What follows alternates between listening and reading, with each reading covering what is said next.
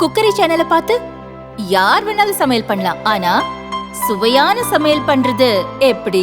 நான் இதயம் நல்லெண்ணெயில சமையல் பண்றேன். ஆஹா ஓஹோன்னு பாராட்டுறாங்க. நீங்களும் இதயம் நல்லெண்ணெயில சமையல் பண்ணுங்க, பாராட்ட வாங்குங்க. தினம் தோறும் வாங்குவே இதயம் இதயம். மிஸ்டர் யுவராஜ் அவர்களை அழைக்கிறேன். தெலுங்கானாவின் முன்னாள் ஆளுநரும் நாங்கள் தெய்வமாய் நினைத்து கொண்டிருக்கும் புரட்சி தலைவி அம்மாவிற்கு பின்பு ஒரு பெண்களின் எடுத்துக்காட்டாய் விளங்கும் நமது அக்கா தமிழிசை சவுந்தரராஜன் அவர்களே,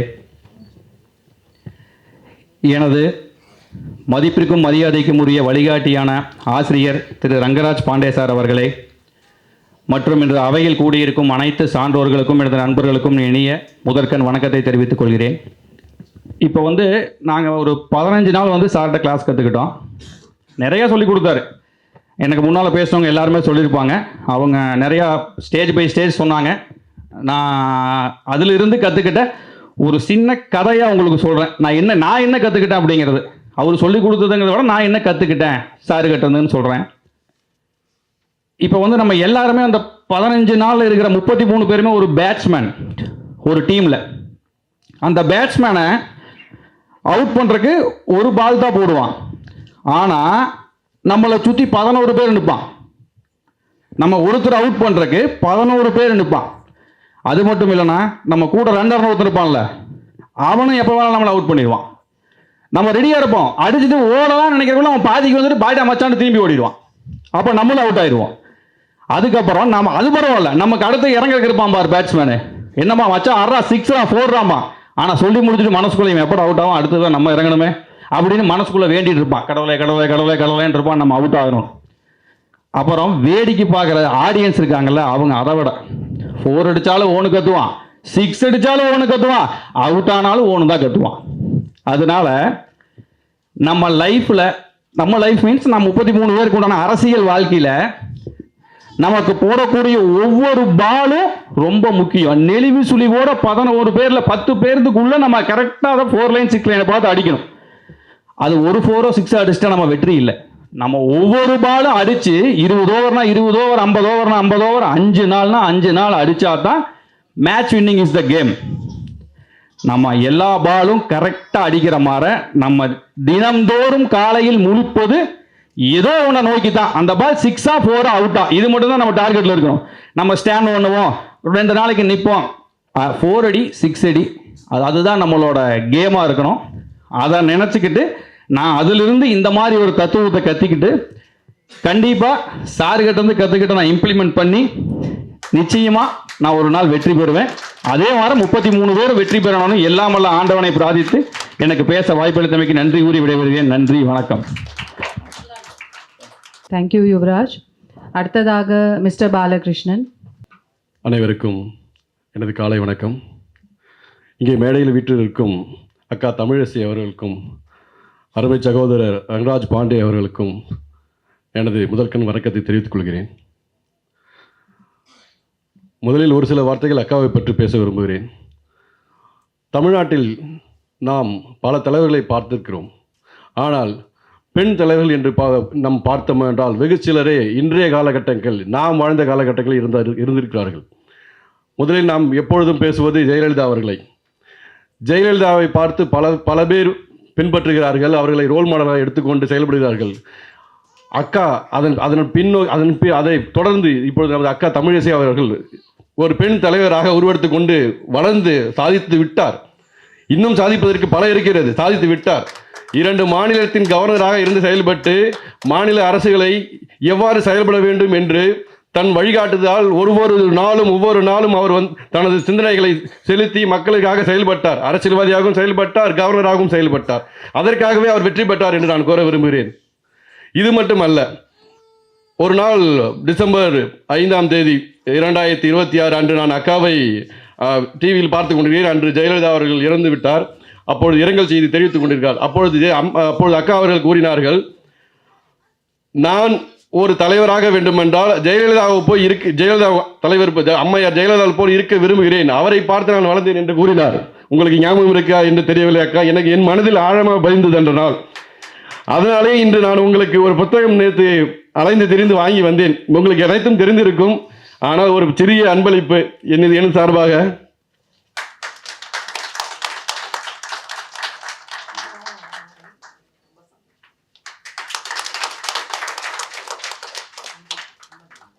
இரண்டு புத்தகங்களும் நேற்று மாலை நான் என் ஆஃபீஸை கட்டடித்து விட்டு தான் சென்றேன். இன்னும் முதலாக நான் இந்த நமது பவர் பாலிடிக்ஸ் கிளாஸ்க்கு வரும்பொழுதும் கட்டடிச்சுட்டு தான் வந்தேன். அது அன்றைக்கே நான் சொல்லியிருந்தேன். எனக்கு சின்ன வயசுலேருந்தே பாலிடிக்ஸில் ரொம்ப ஆர்வம் அதிகம். அரசியல் குடும்பத்திலேருந்து வந்திருந்தாலும் எந்த அரசியலை தெடுக்கணுங்கிறதுல ஒரு குழப்பம் இருந்துகிட்டே இருந்துச்சு. அப்போ தான் எனக்கு மீடியாவில் நான் ரொம்ப ஃபாலோ பண்ணக்கூடிய ஒரு ஆங்கராகவும் ஒரு ஒரு செய்தியாளரும் நான் பார்த்தது பார்த்திங்கன்னா அண்ணன் ரங்கராஜ் பாண்டே அவர்களே தான். அவருடைய வெற்றி ஈஸியாக கிடைக்கல. ஃபஸ்ட்டு நமக்கு அவரை பற்றி ஃபுல்லாக தெரியல. அதுக்கப்புறம் தேட ஆரம்பிச்சதுக்கப்புறம் தெரியுது 26 வருஷமாக அவர் ஜேர்னலிசம் இருந்து சாதித்தது சாதாரண விஷயம் கிடையாது.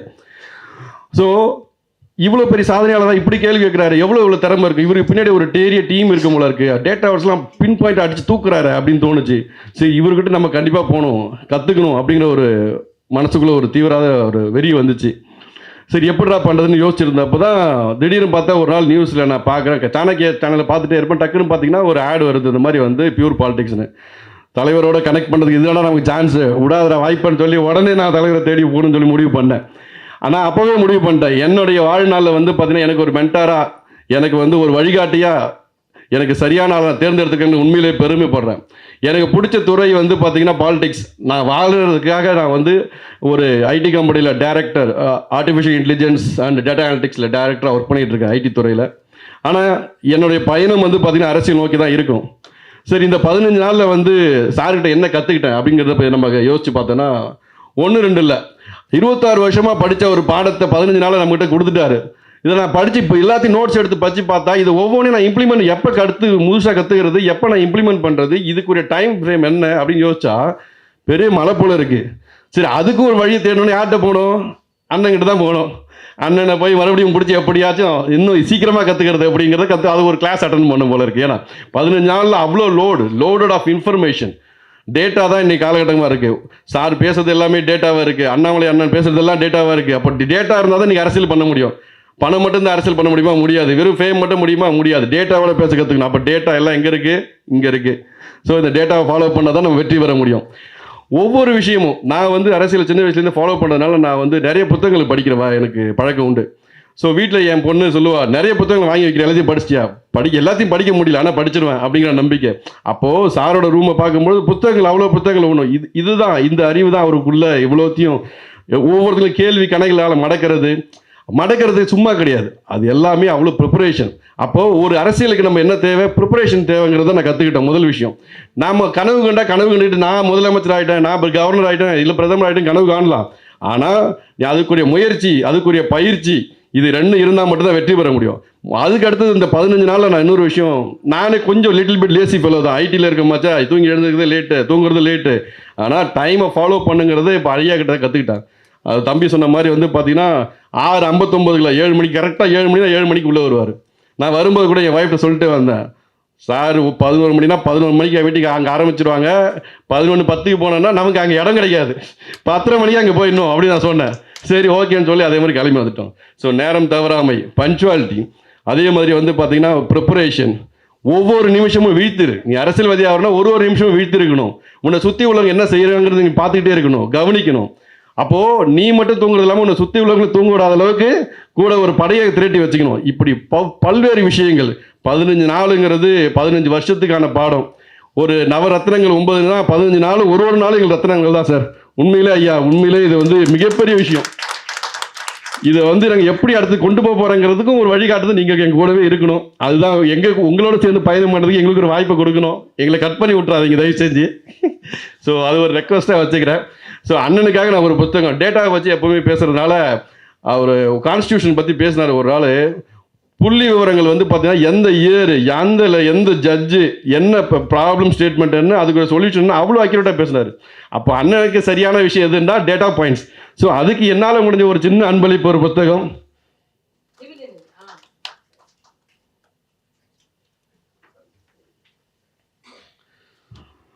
ஸோ ஸோ கற்றுக்கின விஷயத்தை எக்ஸிக்யூட் பண்ணுறதுக்கான நேரம் வந்துருச்சு. நம்ம 33 பேரும் நிறைய விஷயங்களை கற்றுக்கிட்டோம். கண்டிப்பாக இதை வந்து நடைமுறையில் கொண்டு வந்து அதை செயல்முறைப்படுத்துவோம்.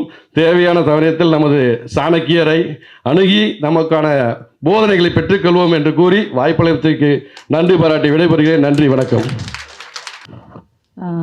கடைசியாக மிஸ்டர் வெங்கட் பிரசாதை அழைக்கிறேன்.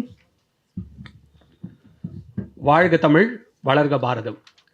இப்போ கடைசியாக பேசுறதுல ஒரு பெரிய பிரச்சனை என்னென்னா, பாதி பாயிண்ட் எல்லாருமே பேசுகிறாங்க, பார்த்தா தம்பி முழு பாயிண்ட்டையும் பேசிட்டு போயிட்டாரு. இருந்தாலும் எந்த நேரத்துலையும் ப்ரிப்பேர்டாக இருக்கணுங்கிறத பாண்டிய சார்கிட்ட இவ்வளோ கற்றுக்கிட்டும் தெரிஞ்சுக்கலன்னா வெங்கட் பிரசாத் இல்லை. அதனால் தைரியமாக கான்ஃபிடென்ட்டாக பேச வந்திருக்கேன். பிறர் துன்பம் தன் துன்பம் போல் எண்ணினால் வரலாற்றில் ஒரு தலைவன் உருவாகுவான் அப்படின்னு ஒரு அழகான பாட்டு இருக்கு. தாவேக்கா போல நினைச்சிடாதீங்க, கண்டிப்பா அந்த தலைவரை சொல்ல. பிறர் துன்பம் தன் துன்பம் போல் எண்ணினால் தான் தலைவன் ஆக முடியும். ஒரு தலைவர் இருக்காரு, ஒரு பிரச்சாரத்துக்கு போயிட்டு இருக்காரு, ஆல்ரெடி கொஞ்சம் தலைவர் ஆயிட்டார், பிரச்சாரத்துக்கு போயிட்டு இருக்காரு. இருட்டு நேரத்தில் பெண்கள் கழிப்பறை இல்லாம ரோட்ல போறத பாக்குறாரு. அதுதான் நம்ம மோடி அவர்கள் 10 கோடி கழிப்பறைகள் கற்றுக் கொடுத்துருக்காரு. 10 கோடி எவ்வளவு பெரிய புண்ணியம். அதே மாதிரி ஒரு டாக்டர் இருக்காங்க, ஒரு டாக்டர் அம்மா இருக்காங்க, ஒரு அரசியல் ஒரு அரசியல் குடும்பத்திலேருந்து வராங்க, ஒரு பெரிய அரசியல் குடும்பத்திலேருந்து வராங்க, தமிழ்நாட்டில் அசைக்க முடியாத ஒரு அரசியல் குடும்பத்திலேருந்து வராங்க, ஒரு டாக்டர் அம்மா வராங்க. ஒரு ரத்த தான முகாமில் RSS மக்களா வரிசையா நிக்கிறத பார்க்குறாங்க. இது என்ன, இந்த சங்கத்தில் இவ்வளவு சேவை செய்கிறாங்களா? அப்போ இந்த சங்கத்துடைய பேரை நாம எடுத்துட்டு போகணுன்ற முடிவில் தன்னுடைய பாரம்பரிய கட்சி எதிர்ப்பு அத்தனையும் விட்டுட்டு சூப்பராக வராங்க. அந்த கட்சியில் அவங்க இருந்திருந்தா மேபி நிறைய எம்பியா இருக்கலாம், பெரிய பெரிய பதவிகள் கிடைச்சிருக்கலாம். ஆனால் அதெல்லாம் விட்டுட்டு வந்து உழைச்சாங்க. இன்னைக்கு 2 முறை கவர்னர், வெவ்வேறு மாநிலங்களுக்கு நம்ம தமிழ் சேமா. அப்போ பிறர் தன் இதே மாதிரி, அதாவது நான் சொன்னேன் முதல்ல மோடி அவர்கள் சொன்னேன், அப்புறம் தமிழ் சேமா சொன்னேன், அடுத்தது நான் சொல்றது பிற துன்பம் தன் துன்பம் போலன்னு வரல. நான் மட்டும் இல்லை மக்களே, இங்க இருக்கிற 33 பேருமே வெவ்வேறு துறைகளில் வல்லுநர்கள். ஒரு சார்ட்டர்ட் அக்கௌண்டன்ட் இருக்காரு நான் சொன்ன மாதிரி, அதுக்கப்புறம் பார்த்தீங்கன்னா ஒரு இன்ஜினியர், ஒரு IT இன்ஜினியர் இருக்காரு, இவ்வளோ ஏன் கவுன்சிலருடைய மகன் இங்கே இருக்காரு. ஸோ அவங்கெல்லாம் நினைச்சிருந்தா இன்ஃபேக்ட் அந்த வழியிலே அழகாக போயிருந்திருக்கலாம். பட் அடுத்தவங்க துன்பத்தை தான் துன்பம்னு எண்ணி அதை மாற்றணும்னு நினைக்கிறவங்களுக்கு ஒரு வழிகாட்டுதல் வேண்டாமா? சாஸ்திரத்தில் ரொம்ப அழகாக ஒரு விஷயம் சொல்லுவாங்க, நீ எவ்வளோ பெரிய பக்திமான வேணா இருந்துக்கோ, ஆனால் உனக்கு வழிகாட்ட ஒரு குரு வேணும். பிரகலாதனுக்கே நாரதர் தான் குரு. இப்போ சாஸ்திரம் நான் சொன்னோடனே அதுக்கு உயிர் இல்லைன்னு ஒருத்தர் சொல்லியிருக்காரு. ஆனால் அவங்க வீட்டில் தான் என்னது சத்ரு சம்ஹார யாகம் நடத்தினாங்க. ஸோ சாஸ்திரத்தில் இருக்கிற அவ்வளோ நல்ல லெசன்ஸ் என்ன, அது மக்களுக்கு தெரியக்கூடாது அவங்க ஐடியா. பட் நான் உங்களுக்கு சொல்கிறேன், ஒரு குரு வேணும். நீங்கள் இறைநிலை அடையறதுக்கே ஒரு குரு வேணும்னா அரசியலில் எவ்வளவு நெளிவு சுழிவு இருக்கு, அந்த நெளிவு சுழிவை தெரிந்து கொள்வதற்கான குரு எங்கள் குரு ரங்கராஜ் பாண்டே அவர்கள். எப்படி நான் சொல்கிறேன், சும்மா வாய் புகழ்ச்சி கிடையாது சார். இந்த கிளாஸஸில் அவ்வளவு நுணுக்கங்கள், எதிரியை எப்படி ஹேண்டில் பண்ணணும்னு சொல்லி கொடுக்குறாரு. எதிரியை எலிமினேட் பண்ணாதீங்க, ஹேண்டில் பண்ணணும். அதாவது நான் ஸ்பாய்லராக இருக்க விரும்பல, இந்த ப்ளூ சட்டை மாறன் மாதிரி கிளைமேக்ஸை சொல்லிட்டு கதையை ஒழிச்சிடக்கூடாது. ஸோ நீங்களாக வந்து படிக்கணும். பட் எதிரிகளை எப்படி ஹேண்டில் பண்ணணும், அவங்கள ஒழிக்கப்பட வேண்டியவர்கள் இல்லை, அவங்க ஹேண்டில் பண்ண வேண்டியப்படுவர்கள். அதுக்கு அவ்வளோ அழகான ஐடியா சொல்கிறாரு. இது மட்டும் யாராவது ஒரு அரசியல்வாதிக்கு தெரிஞ்சிருந்தா, பட்டியலினத்தவர்களுக்காக பேசினா ஆம்ஸ்டாங் அவர்கள் உயிரிழந்திருக்க மாட்டார். ஸோ இப்போ பாயிண்ட் என்ன அப்படின்னா, இன்னொரு விஷயம் சொல்கிறாரு, கான்ஸ்டிடியூஷன் பற்றி அவ்வளவு டீடைல்டு லெசன்.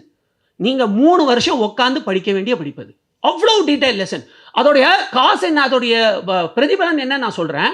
SARனே என்னன்னே தெரியாத பெரிய பெரிய துணை முதல்வர் இருக்கிற நாட்டில் வக்ஃபு மாநாடுனா என்ன டக்குன்னு மைக்கு நீட்டி கேட்கும்போது வகுப்பு மாநாடுன்னு சொன்னவங்களுக்கு இருக்கிற காலகட்டத்தில் வருங்காலத்தில் வர அரசியல்வாதிகள் எல்லாருமே, நான் சொல்கிறது எங்கள் BJP கட்சியில் மட்டும் கிடையாது, எதிர்கட்சியாக இருந்தாலும் எந்த கட்சியாக இருந்தாலும் கன்ஸ்ட்ரக்டிவான அரசியல்வாதிகள் வந்தால் தான் நாட்டுக்கு நல்லது.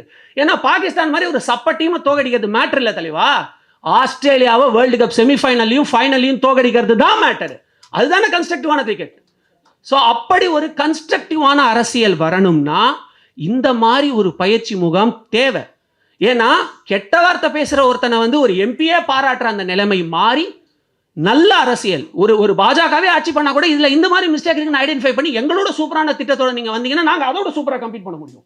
ஸோ அப்படிப்பட்ட நல்ல அரசியல்வாதிகளை உருவாக்க அவர் சொல்லி தந்தது கான்ஸ்டியூஷன்ஸ், அவர் சொல்லிக் கொடுத்தது லா, அவர் சொல்லிக் கொடுத்த நெளிவு சுழிவு, இத்தனை பாடங்கள் 15 நாளில் கற்றுக்கிட்டு லாஸ்ட்டாக ஒன்றே சொல்கிறேன், அவையத்து முந்தி இருப்ப செயல் அப்படின்னு ஒரு அழகான திருக்குறள் இருக்கு.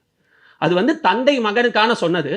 ஆனால் கிட்டத்தட்ட ஒரு தந்தைக்கு அடுத்து ஒரு ஆசானா அவையத்து முந்தி நாங்கள் என்ன இருக்கணுமோ அதுக்கு அவர் சொல்லிக் கொடுத்த டெக்னிக் ஒரு பூத கண்ணாடி மாதிரி உங்களோட எனர்ஜி எல்லாம் உள்ளே போய் அப்படி வெளியே கொண்டு வாங்க, அப்போ தான் ஜெயிக்க முடியும்னாரு. சார் கொண்டு வர ஆரம்பிச்சிட்டோம் சார். அந்த சேஞ்சஸ் நீங்கள் பார்த்துருப்பீங்க. அனைவருக்கும் நன்றி, ரொம்ப ரொம்ப நன்றி வாய்ப்பளித்ததுக்கும். கண்டிப்பாக யாராவது இந்த மாதிரி ட்ரீமோட இருந்தீங்கன்னா இந்த கோர்ஸ் உங்களுக்கு ரொம்பவே யூஸ்ஃபுல்லாக இருக்கும். நன்றி, வணக்கம். Morning everyone. ஒரு ஃபியூ வேர்ட்ஸ் மட்டும் நான் பேசிக்கிறேன். சாரி, நம்ம எக்ஸ்பீரியன்ஸ்டு நம்ம கிளாஸில் 15 days அட்டன் பண்ண எல்லாருமே வந்து கிளாஸில் கற்றுக்கிட்டது எல்லாமே சொல்லியிருந்தாங்க. அதில் முக்கியமாக விட்டு போன ஒரே ஒரு பாயிண்ட் மட்டும் நான் ரொம்ப அழுத்தம் திருத்தமாக, இது வந்து தமிழக மக்கள் மட்டும் இல்லை, நம்ம எல்லாருக்குமே ஒரு ஹியூமன் பீயிங்காக எல்லாருக்குமே தேவையான விஷயம், முக்கியமான விஷயத்த நம்ம இந்த 15 days கிளாஸில் கற்றுக்கிட்டோம். ஒரு அரசியல்வாதியோ ஒரு சினிமாக்காரங்களையோ நம்ம வெளியிலேருந்து பார்க்கும்போது அவங்க ஜொலிக்கிறதும் அவங்க திரையில் மின்றதையும் நம்ம பார்க்கும்போது அது ரொம்ப ஒரு ஃப்ரீயாக ஈஸியாக, ஓ இவ்வளோ நல்லா இருக்காங்க, இவ்வளோ ஜாலியாக இருக்காங்க, இவங்கள மாதிரி நம்ம ஆக முடியாதா, இவங்கள மாதிரி நம்ம ஆக முடியாதா அப்படின்னு நிறையா பேருக்கு எல்லாருக்குமே ஒரு ஆசை வரும். ஆனால் அது அவ்வளோ சுலபம் இல்லை. அதுக்கு பின்னாடி அவ்வளோ உழைப்பு இருக்குது, அவ்வளோ எஃபோர்ட் இருக்குது, அவங்களோட முயற்சிகளும் அவங்களோட டேலண்ட்டையும் அவங்க அவ்வளோ கற்றுக்கிட்டாங்க அப்படிங்கிறத இந்த 15 days கிளாஸில் கற்றுக்கிட்டோம். அது மட்டும் இல்லாமல் ரொம்ப முக்கியமான இன்னும் ஒரு பாயிண்ட்டு, அது நிறைய பேர் மிஸ் பண்ணிட்டாங்க. அந்த பாயிண்ட்டை நான் ரொம்ப அழுத்தம் திருத்தமாக சொல்லணும்னு நினைக்கிறேன். பிகாஸ் அதனால நம்ம நிறைய பேரை முக்கியமான நம்ம நாட்டுக்கு தேவையான முக்கியமாக 2 பேரை இழந்திருக்கோம். விஜயகாந்த் சார் அவர்களையும் அம்மா அவர்களையும் பிகாஸ் ஆஃப் ஹெல்த் விஷயம். I think so. அது பாயிண்ட் வந்து நான் லாஸ்ட் டே அது சொன்னோடனே தான் ஷாக் ஆகிட்டு, ஐயோ நம்மளாம் பாலிட்டிஷியனாக மாற முடியுமா முடியாதுன்னு ஒரு பயம் வந்துருச்சு. ஏன்னா ஃபுட்டு அவ்வளோ கண்ட்ரோல் இருக்கணும், ஹேபிட் அவ்வளோ கண்ட்ரோல் இருக்கணும், அவ்வளோ தூங்கணும், எப்படி 24/7 நம்ம நாட்டை பற்றியும் மக்களை பற்றியும் வேலையை பற்றியும் திங்க் பண்ணிகிட்டே இருக்கணும். அதுலேயும் ஹெல்த்தை எப்படிலாம் பார்த்துக்கணும் அப்படிங்கிறத அவர்கிட்டேருந்து ரொம்ப நல்லா கற்றுக்கிட்டோம். அதை நம்ம கண்ணு முன்னாடி நம்மளை காப்பாற்றுறதுக்காக நம்ம தலைவர் ஒருத்தர் நம்ம பிஎம் வந்து பர்ஃபெக்டாக அதை பண்ணிக்கிட்டு இருக்கிறாரு. ஸோ யோகா அதை விட்டுறாதீங்க. அவர் அதனால தான் அதை வந்து ரொம்ப அழுத்தம் திருத்தமாக சொல்லிக்கிட்டு இருக்கிறாரு. ஸோ அது ரொம்ப யூஸ்ஃபுல். ப்ளீஸ் எல்லாரும் அதை ஃபாலோ பண்ணணும். நானும் டெய்லி ஃபாலோ பண்ண ஆரம்பிக்கிறேன். ஸோ ஹெல்த்லேயும் கொஞ்சம் மாற்றங்கள் ட்ரை பண்ணுறேன். இன்னமும் சார் சொன்ன மாதிரி மாற்றத்தை உண்டாக்கி கொண்டு வரேன் நான். Thank you very much. Please follow. அனைவருக்கும் வணக்கம். நிறைய பேர் எல்லா பாயிண்ட்ஸ் சொல்லிட்டோம். பாண்டே சார் சொன்னதில் 2-3 விஷயம் வந்து விட்டுட்டோம். ஒன்று வந்து அவர் சொல்லிட்டார் இப்போ தான் ஹெல்த்துன்னு. பட் ஃபண்ட் ரைசிங் ஷேம்லெஸ்ஸாக இருங்கன்னு சொன்னார். எனக்கு அது ரொம்ப ரொம்ப பிடிச்சது. நம்பர் 2, செல்ஃப் சென்ட்ரிக்காக இருங்க, அப்போ தான் உங்களுக்கு அதிகாரம் கிடைக்கும். This what I want add. நன்றி சார். அனைவருக்கும் நன்றி. அடுத்ததாக மேம் பேச போகிறார். எல்லாரும் ப்ளீஸ் கவனமாக கேட்கவும். Thank you ma'am.